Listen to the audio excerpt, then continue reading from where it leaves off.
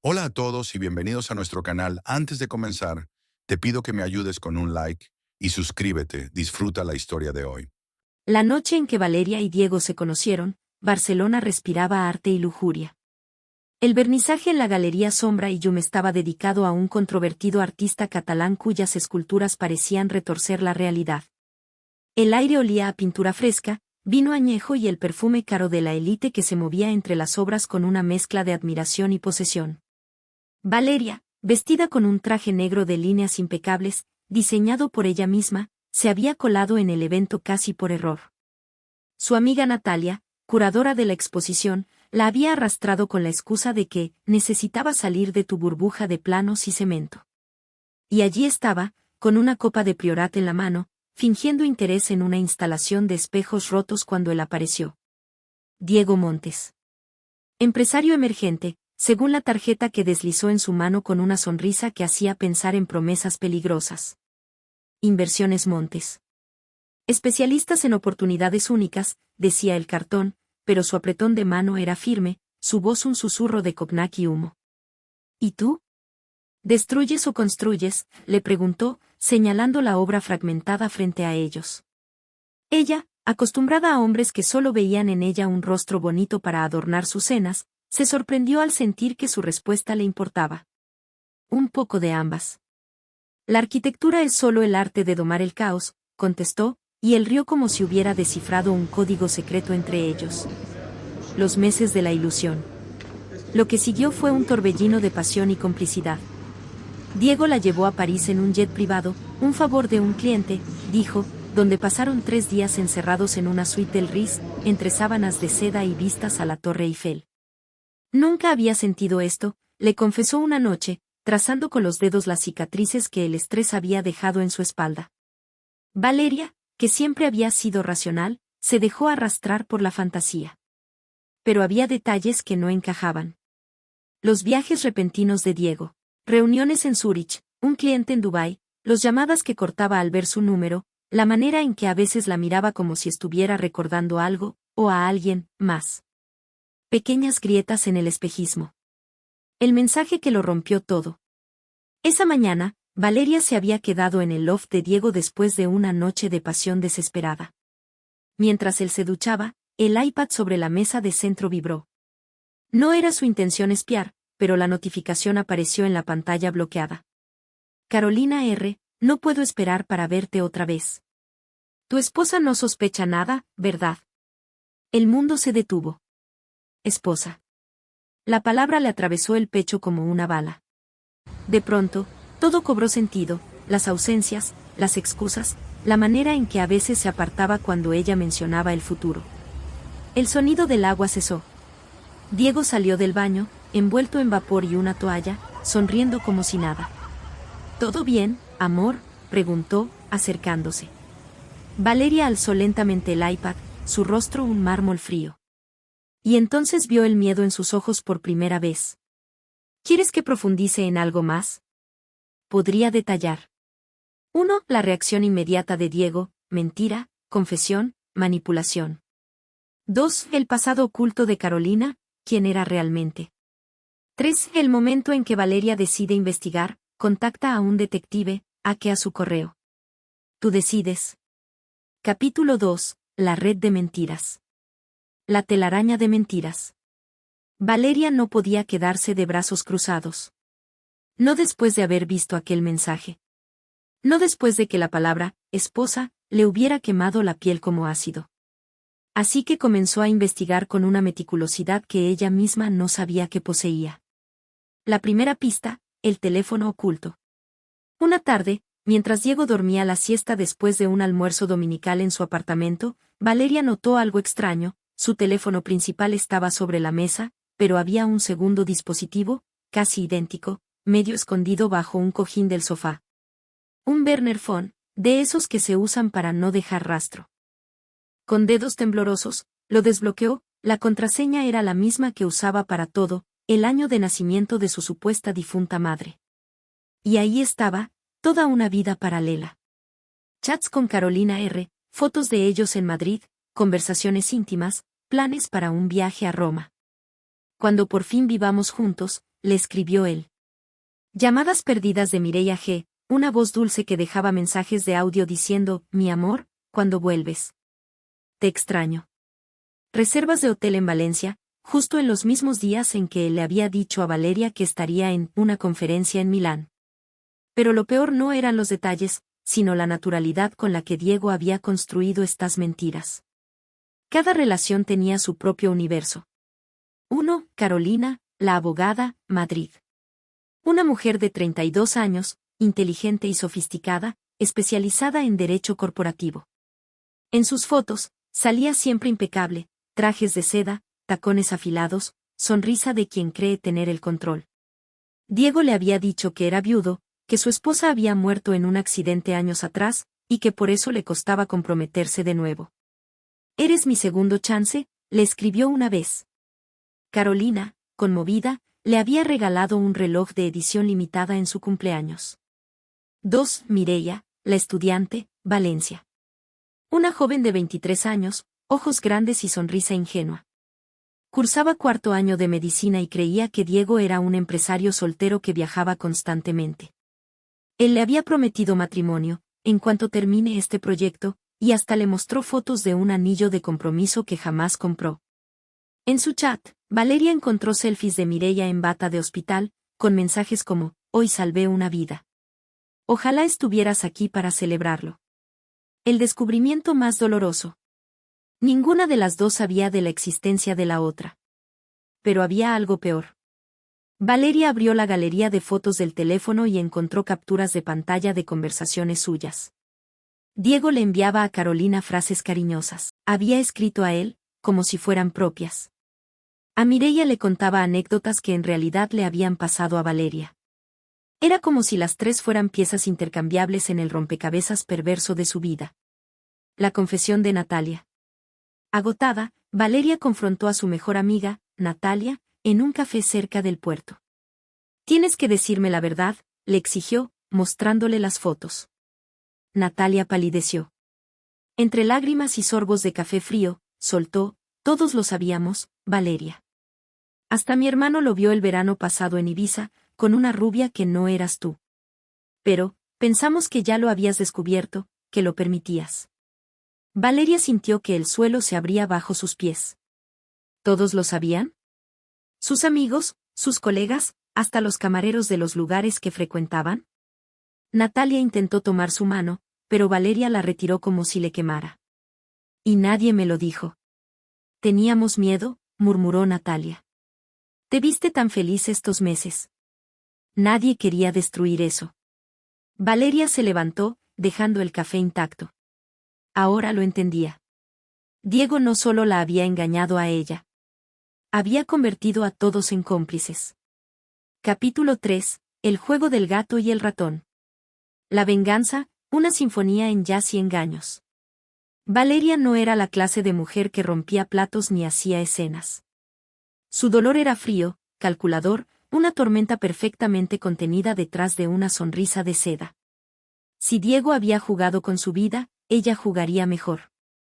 El plan. Primero, rastreó sus movimientos con precisión quirúrgica. Una app espía en su teléfono principal, instalada una noche que él se durmió borracho después de una cena con clientes. Un AirTag escondido en la guantera de su coche, entre los manuales del seguro.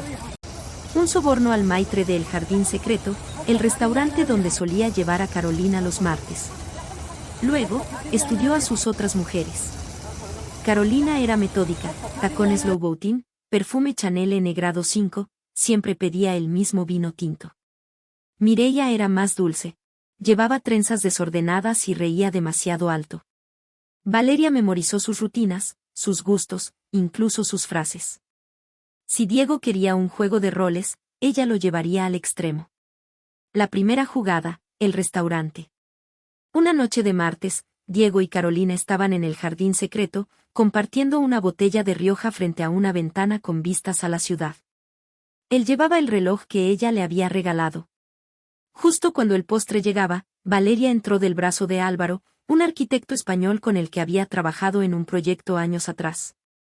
Iba vestida con un vestido rojo escarlata, el color que Diego siempre le decía que no podía soportar ver en otra mujer. se sentaron en la mesa contigua. Diego casi atragantó con su vino. Carolina, alertada por su tensión, preguntó, ¿te conoce esa mujer? Valeria lo miró directamente a los ojos y susurró, lo suficientemente alto para que él escuchara, Álvaro, cariño, ¿no es ese el tipo que decías que parecía un vendedor de seguros? Álvaro, confundido pero jugando el juego, soltó una risita. Diego apretó tanto la copa que casi la rompió. La jugada maestra, el bar de jazz. Pero la verdadera obra maestra fue en Blue Note, el bar de jazz donde Diego llevaba a Mireia los viernes. Valeria llegó esa noche del brazo de Alex, un colega de su firma con bíceps de gimnasio y una sonrisa que hacía temblar a medio Barcelona. Iban riendo, fingiendo intimidad. Ella llevaba el mismo vestido negro que Diego le había arrancado una noche de pasión meses atrás. Cuando la música bajó, Diego los vio. El impacto fue físico, palideció, derramó su whisky. Mireia, inocente, le preguntó si se sentía bien. Valeria no dijo nada. Solo le sostuvo la mirada mientras deslizaba una mano por el brazo de Alex, los dedos rozando deliberadamente los músculos bajo la camisa. Por primera vez en 4 años, Diego fue el herido. El efecto dominó. Esa misma noche, mientras Valeria fingía emborracharse con Alex en la barra, y Diego no podía dejar de mirarlos. ¿Qué estás haciendo? Ella esperó 20 minutos antes de responder. Cuando lo hizo, fue con una foto adjunta, una copia de la factura del hotel donde él había estado con Carolina la semana anterior. Jugando a tu juego, amor. Solo que yo, soy mejor. Capítulo 4, la bomba de tiempo. El embarazo, el último acto de una tragedia griega. La mañana en que Valeria descubrió que estaba embarazada, Barcelona amaneció cubierta por una niebla espesa que ahogaba los contornos de los edificios, como si la ciudad misma se negara a mostrarle claramente su futuro. Habían pasado 3 meses desde la noche en el bar de jazz, 3 meses de silencios cortantes, de miradas que se esquivaban en eventos sociales, de noches en las que Valeria se preguntaba si su venganza había valido la pena. El test de embarazo, comprado en una farmacia de mala muerte para que nadie la reconociera, mostró esas 2 líneas rosadas que le partieron el alma en 2. La confesión a Diego. Lo llamó a su oficina. No podía hacer esto en un lugar íntimo, no después de todo. Diego llegó con esa sonrisa de, sé que me extrañaste, que tanto la enfermaba. Pero cuando ella, sin preámbulos, dejó el test sobre su escritorio, su expresión se descompuso en segundos. ¿Es mío?, preguntó, con una voz que pretendía ser firme pero que se quebró en la última sílaba. Valeria soltó una risa amarga. No he estado con nadie más en los últimos 2 años. A diferencia de ti. Él se levantó de un salto, rodeó el escritorio y se arrodilló frente a ella, tomándole las manos con una urgencia casi patética. Quedémonos con el bebé, Val. Yo lo haré bien esta vez. Dejaré a las otras, lo juro. Ella lo miró, estudiando cada uno de sus rasgos, buscando en sus ojos ese atisbo de verdad que le había hecho creer en él durante tanto tiempo. Pero solo vio desesperación, no amor. ¿A cuál de ellas dejarás primero, Diego? ¿A Carolina, la que cree que soy una obsesiva? ¿O a Mireia, la que sigue esperando su anillo de compromiso? El mensaje de Carolina. Esa misma tarde, mientras Valeria intentaba ordenar sus pensamientos en el baño de su apartamento, su teléfono vibró. Un mensaje directo de Instagram, de una cuenta desconocida, @CarolinaRM. La foto de perfil era inconfundible, esos labios rojos, esa mirada desafiante. El mensaje decía: Hola, Valeria. Diego me dijo que lo acosas. Que no puedes superarlo. Sé que está contigo ahora, pero déjalo en paz. Él ya no te quiere. Valeria leyó las palabras 1, 2, 3 veces.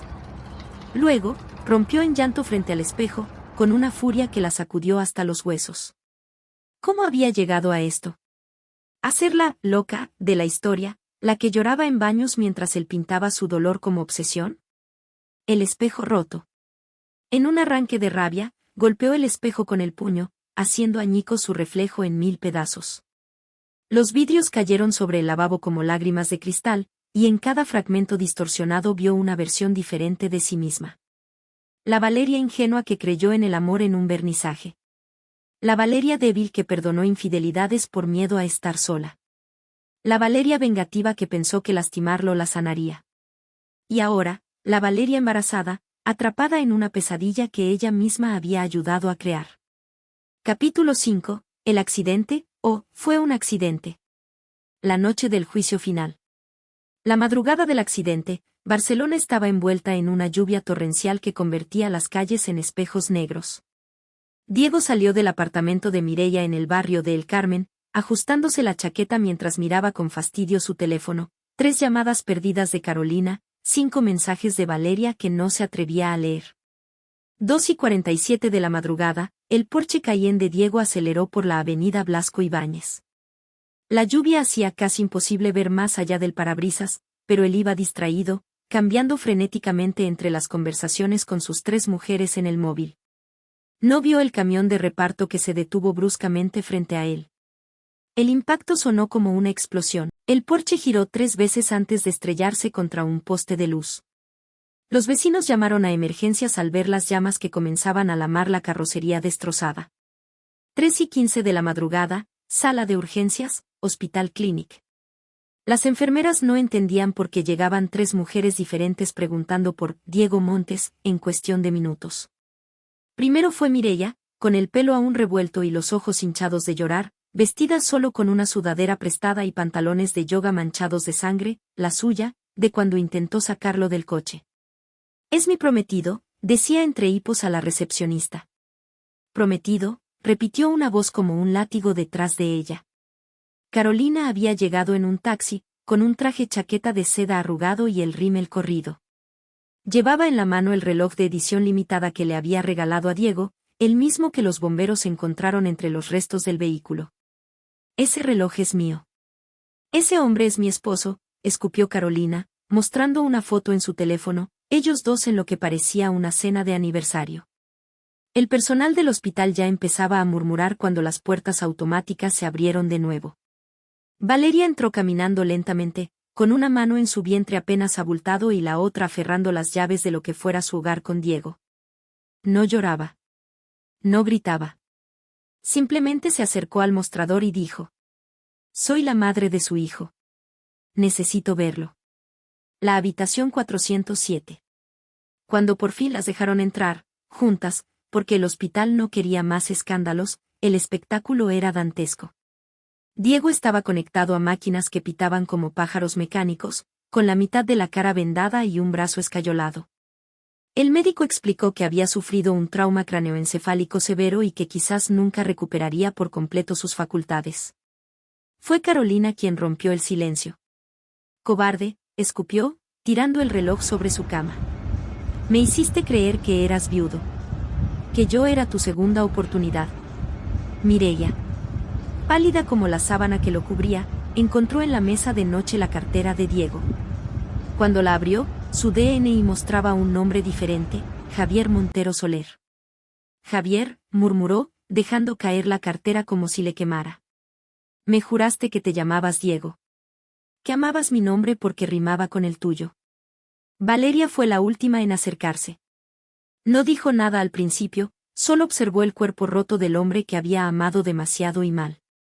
Cuando habló, su voz era tan fría que hasta las enfermeras se estremecieron. «Nunca fuiste digno de nosotros», susurró, dejando caer las llaves de su departamento sobre su pecho. El tintineo metálico sonó como una campana fúnebre. El desenlace. Mientras salían de la habitación, las 3 mujeres se miraron por primera vez realmente. Carolina, con sus uñas perfectas astilladas de tanto apretar los puños. Mireia, con su inocencia hecha añicos. Valeria, con su vientre que empezaba a crecer con la prueba viviente de todas esas mentiras. «¿Qué vamos a hacer ahora?», preguntó Mireia, con la voz quebrada. Valeria abrió la puerta de salida. La lluvia había cesado, y las primeras luces del amanecer teñían Barcelona de un color entre el lila y el rojo. «Vivir», respondió, mientras el viento le secaba las lágrimas que finalmente había dejado caer. Epílogo, 5 años después. Valeria vive en Lisboa con su hija, Luna, y es dueña de una galería de arte. Nunca supo si el accidente de Diego fue realmente casual, un testigo dijo haber visto a un hombre empujarlo hacia el tráfico. Diego quedó con daño cerebral. Ahora vende artesanías en un mercado y murmura nombres de mujeres que ya no recuerda. Carolina demandó a la empresa de Diego por fraude y se mudó a Alemania. Mireia escribió un libro sobre relaciones tóxicas que se convirtió en bestseller. La última escena muestra a Valeria en un café, viendo a Luna correr hacia el mar. Una lágrima cae sobre su té. Finalmente libre. ¿Quieres un giro más oscuro? Podría revelarse que, la verdad final, las sombras detrás del accidente. Mientras las tres mujeres salían del hospital, una figura oscura las observaba desde el estacionamiento. Raquel, una mujer de mirada penetrante y cicatrices en los nudillos, apretaba un teléfono con fotos comprometedoras de Diego. No era solo una amante más, era una exreclusa que lo chantajeaba desde hacía años, y esa noche, había sido testigo del accidente. La cuarta mujer. Raquel conocía a Diego desde antes que todas. Él la había engañado cuando estaba en prisión, prometiéndole ayuda legal que nunca llegó. Cuando salió, lo encontró y lo obligó a pagarle silencio. Él tenía conexiones con empresarios corruptos, y ella lo sabía. Pero ahora, viéndolo postrado en el hospital, sintió que su venganza estaba incompleta. No fue un accidente, murmuró para sí misma, recordando la llamada anónima que recibió esa noche: si quieres tu dinero, ven a Blasco Ibáñez a las 2:30 de la madrugada. Algo no cuadraba. El accidente que no fue casual. Mientras los médicos luchaban por estabilizar a Diego, un hombre observaba las noticias en un bar cercano. Marcos, el hermano menor de Natalia, la mejor amiga de Valeria, apretaba un vaso de whisky con demasiada fuerza. Nadie lastima a mi hermana y sale ileso, había dicho esa misma tarde, después de que Natalia le confesara entre lágrimas que Diego la había manipulado para callarla. ¿Fue él quien saboteó los frenos del Porsche? ¿O simplemente le tendió una trampa para que manejara distraído? Nadie lo sabría, hasta que, años después, Luna encontraría un diario escondido en el departamento de Natalia. El secreto de Luna. Valeria nunca lo supo, pero Diego era estéril. Un examen médico años atrás lo confirmó, pero él lo mantuvo en secreto. Cuando Valeria le anunció su embarazo, él calculó fechas y supo que el bebé no era suyo. Pero decidió jugar sucio. Si no podía ser padre, al menos usaría a Luna para mantener a Valeria atada a él. Lo que nunca imaginó fue que el verdadero padre era Alex, el colega con quien Valeria fingió una relación esa noche en el bar de jazz. Una borrachera, un descuido, y un secreto que ni ella misma recordaba. Epílogo, 5 años después. Valeria vive en Lisboa con Luna, lejos del fantasma de Diego. La niña tiene los ojos verdes de Alex, aunque ella aún no lo sabe. Diego quedó con daño cerebral. Ahora vende artesanías en las Ramblas, murmurando nombres de mujeres que ya no reconoce. Raquel desapareció de Barcelona, pero a veces envía postales anónimas a Valeria: cuida a esa niña. Es más fuerte de lo que crees. Marcos nunca confesó su participación en el accidente, pero cada 30 de abril, la noche del choque, visita la cárcel donde Raquel estuvo presa. Y Luna, en su primer día de escuela, dibujó una familia de 3, ella, su mamá y un hombre alto con ojos verdes. Cuando Valeria le preguntó quién era, la niña solo sonrió: mi papá de verdad.